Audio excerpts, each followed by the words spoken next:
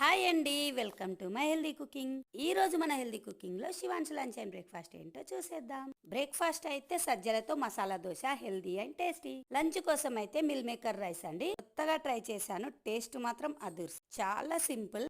ఒక ప్యాన్ లో కొంచెం నెయ్యి వేసేసి పోపు దినుసులు వేసి సన్నగా తరిగిన టమాటోని వేసుకోవాలి. టమాటో చాలా స్మూత్ గా ఉడికిన తర్వాత ఉడికించిన మిల్ మేకర్ ని వేసేయాలి. మిల్ మేకర్ టమాటోని బాగా అబ్జర్వ్ చేసుకునే వరకు ఫ్రై చేసుకోవాలి. త్వరగా ఇంట్లో చేసిన ధనియాల పొడి యాడ్ చేసుకొని చల్లార్చుకున్న రైస్ ని కలుపుకోవడమే. స్నాక్స్ కోసం అయితే కాలీఫ్లవర్ మిల్ మేకర్ 65 చేశానండి, చాలా బాగుంది. లైట్ గా ఉడికించుకున్న కాలీఫ్లవర్ మిల్ మేకర్ ని వాటర్ పోయే వరకు గట్టిగా పిండేసుకోవాలండి. ఉప్పు, కారం, ధనియాల పొడి, జీలకర్ర పొడి, కార్న్ ఫ్లోర్ వేసేసి ఈ విధంగా డీప్ ఫ్రై చేయాలండి. కార్న్ ఫ్లోర్ వేయడం వల్ల మాత్రం ఆయిల్ అస్సలు పట్టుకోదండి. టేస్ట్ మాత్రం చాలా అంటే చాలా బాగున్నాయి.